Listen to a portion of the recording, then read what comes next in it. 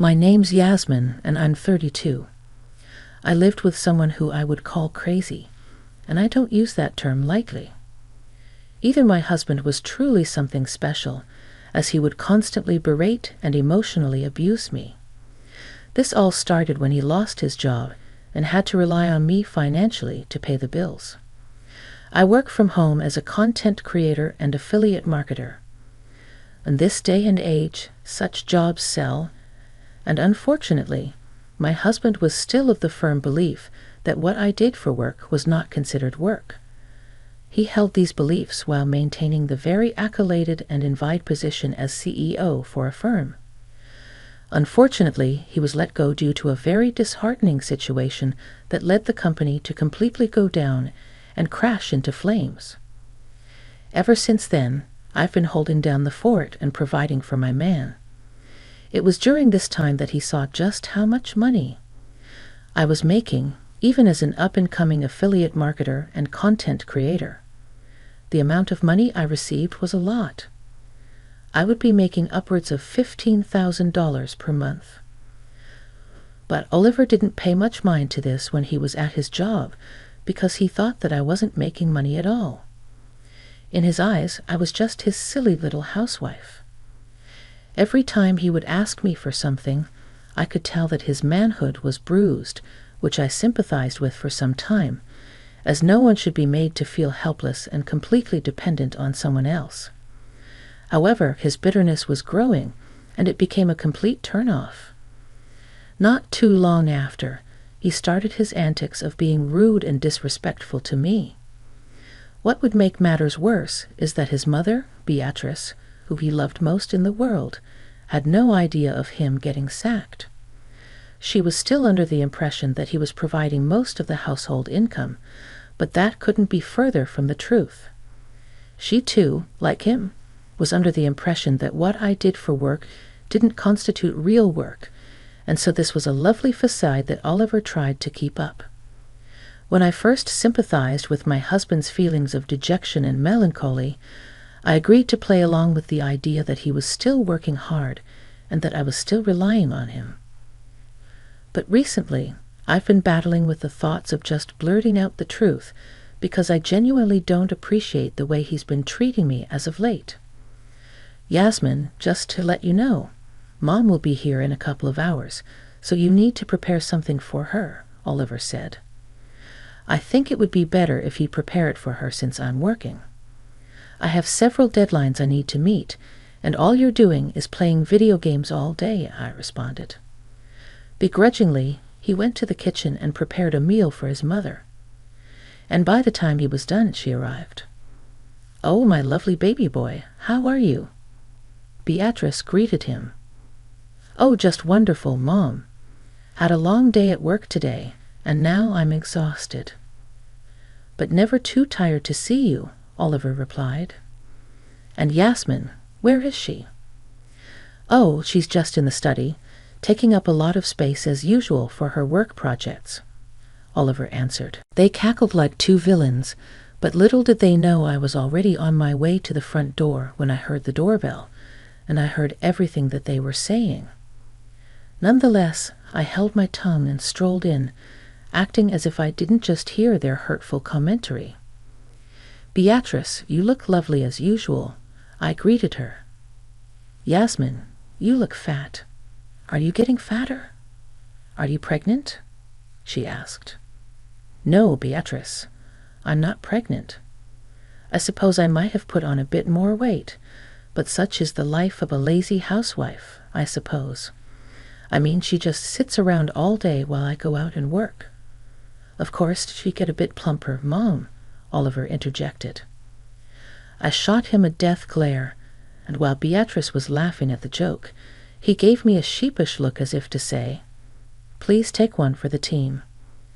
We proceeded to make our way to the dining table where the food had been set, but to my surprise, everything looked awful.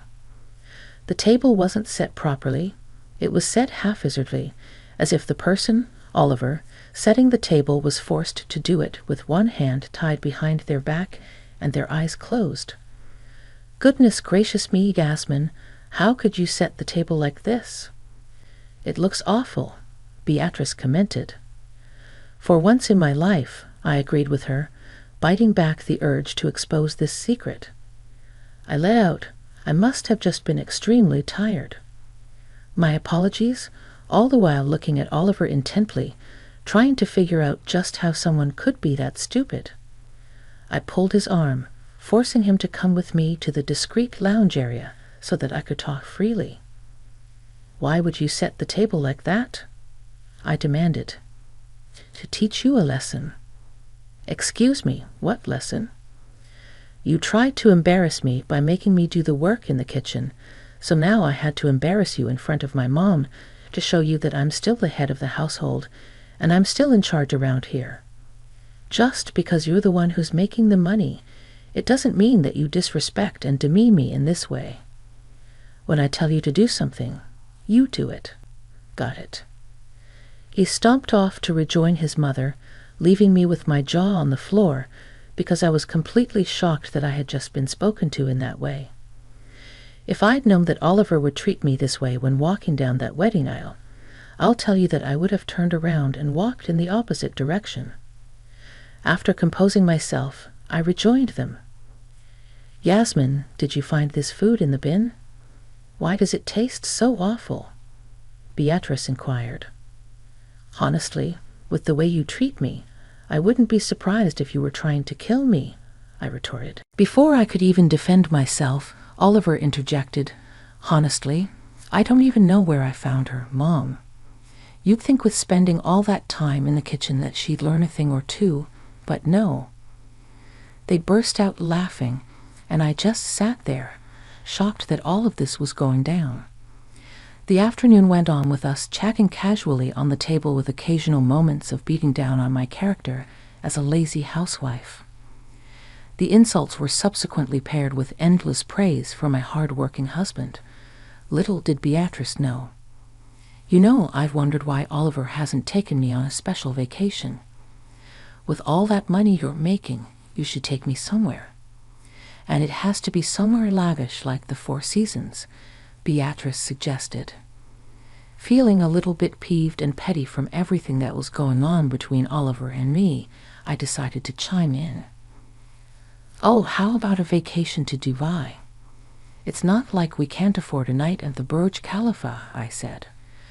Oliver shot me a look of hatred, and I shot one right back. But what happened next was the beginning of a very messy series of events. "Oh, darling, this is a trick for working individuals. Poor thing, she probably won't understand. How do I put it in layman's terms? You won't be coming with us because, well, every day is like a vacation to you, right? It simply wouldn't be fair," Oliver explained. "Yes, Yasmin, it wouldn't make sense for the lazy housewife to go," Beatrice added. They started cackling their evil and maniacal laughs once more, and at that point, I snapped.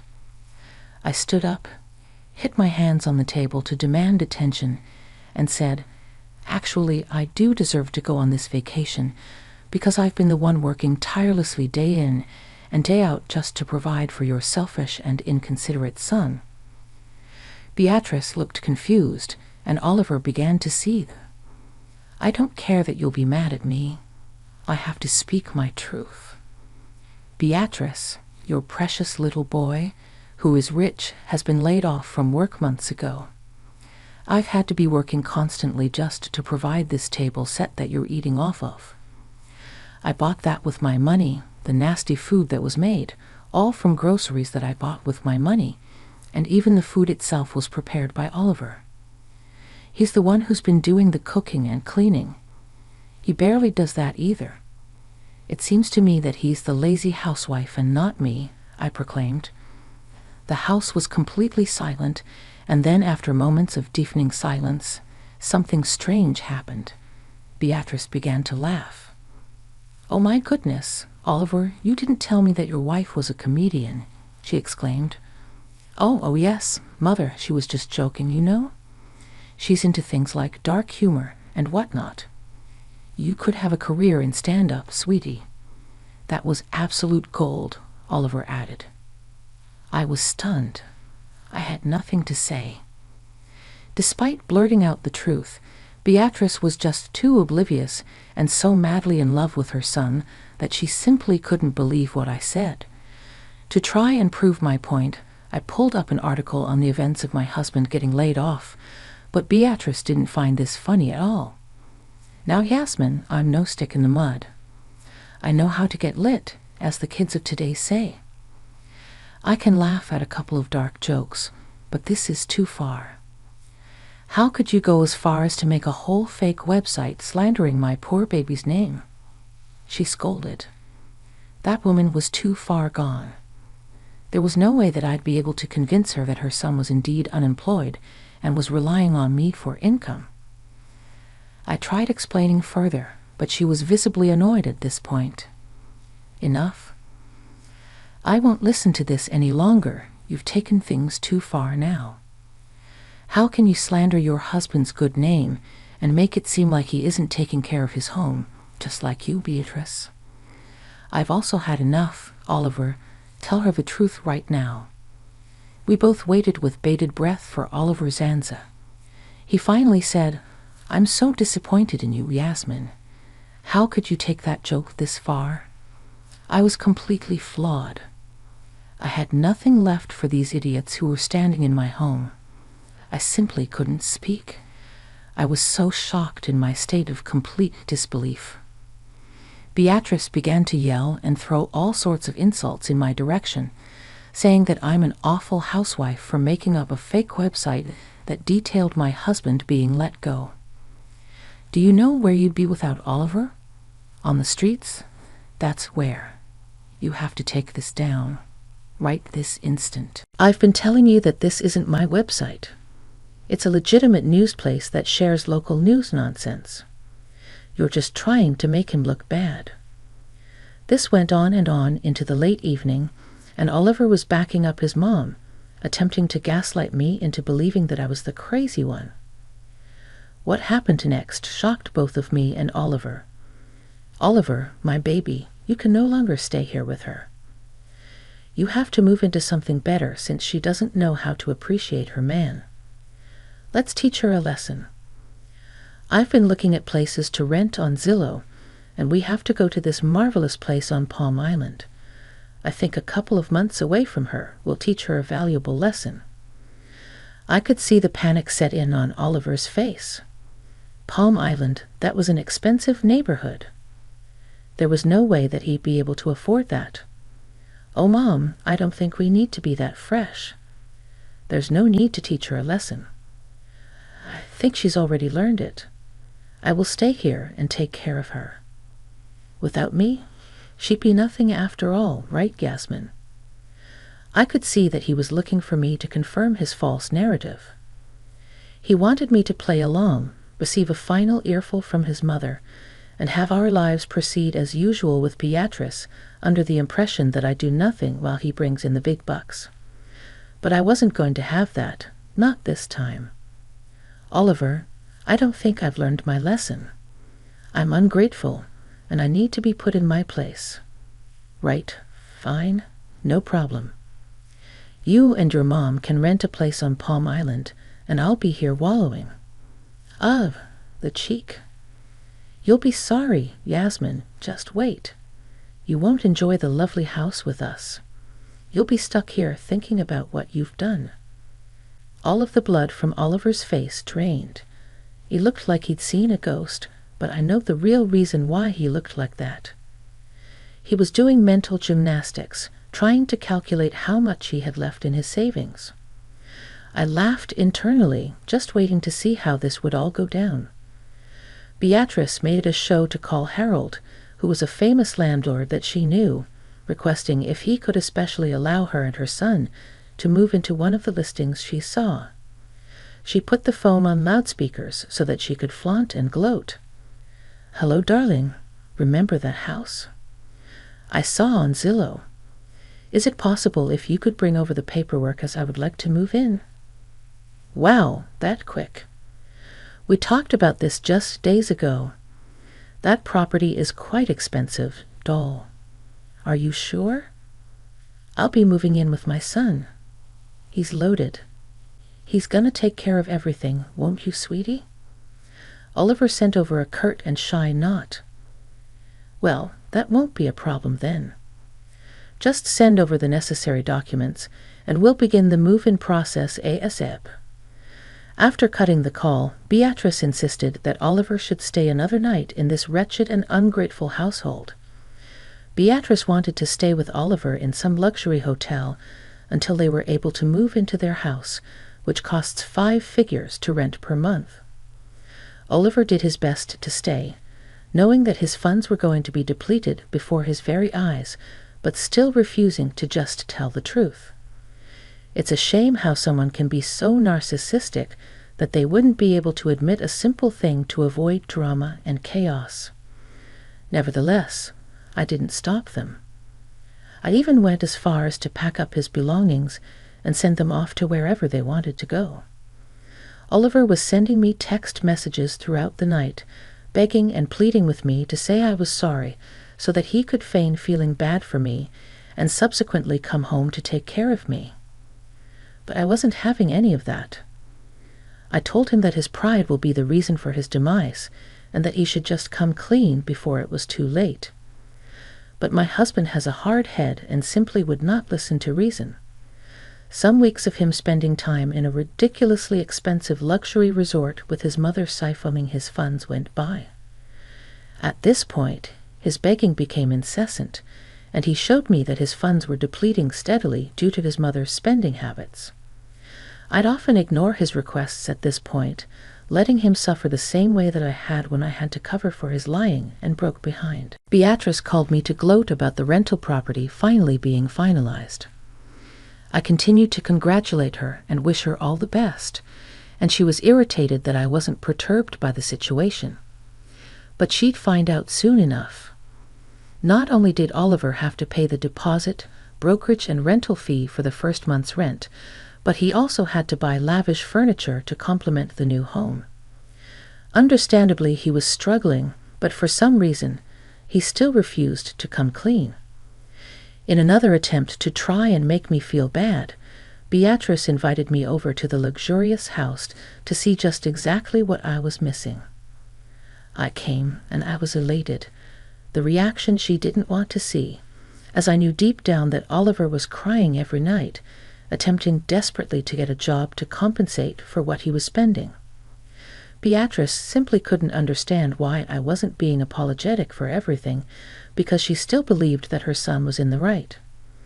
But all of that would come crashing down during month 2. It had been a total of 4 months since I had heard from Beatrice and Oliver. It was as if they just disappeared off the face of the earth. I was doing my grocery shopping when I bumped into somebody who looked somewhat familiar. "Oh, pardon me." "Oh, it's no bother. Wait, I think I know you. You're that famous landlord, right?" "In the flesh. A pleasure to meet you." You too look somewhat familiar. Would you by any chance know anyone named Beatrice?" "Why, yes, I do. How did you know?" "You look a lot like her son's wife. Her name is Yasmin, I believe." "Yes, that's me. How in the world did you know?" "If I recall, Beatrice and her son Oliver rented some property from me several months ago." "Oh yes, I'm well aware. But I haven't heard from them ever since they made the actual move." "How are they?" "You haven't heard from them? How strange. Well, you must know what happened at least." "Nope, haven't heard anything. It turns out, folks, that Oliver has moved back in with his mother. They are living in a cramped and unfavorable apartment complex because that's all he can afford at the moment. Harold went on to tell me that the bank statements that Oliver had sent to him were falsified, and if his true bank statements were used, he would have been rejected on the spot. Howard told me everything. He told me about Oliver, both him and Beatrice, and how they were so shocked when they found out the truth. Rightfully, his mother berated him. She was so loud and destructive that neighbors were making complaints, and Harold couldn't have their bad reputation tainting the elegance of that neighborhood. When it came time for the second month's rent to be paid, I noticed that Oliver was being very nice to me before telling me that he'd be late on the payment. This shocked me because Beatrice made it seem like he was loaded, and so paying rent of $35,000 per month wouldn't be an issue. But we were all hoodwinked. The funny thing in all this, I knew the entire time. You knew? Why didn't you try and stop him? I did. God knows I did, but he was too stubborn to admit that he didn't have any money. Men and their pride. Well, he has now met his demise. After being found out, it wasn't a good look. His mother tore up the whole house in distress, so he was unable to return any of the furniture he bought. He had to resell it at a significantly cheaper price, which was a big loss to him because his mother attempted to ruin the house. I had to keep his deposit, and on top of that, since he falsified his bank statements, he was arrested. I gasped, completely shocked to be hearing all of this for the first time. Yep, it was truly a series of unfortunate events that led to this crazy situation. Beatrice pleaded that I drop the charges, but the damages had already been done.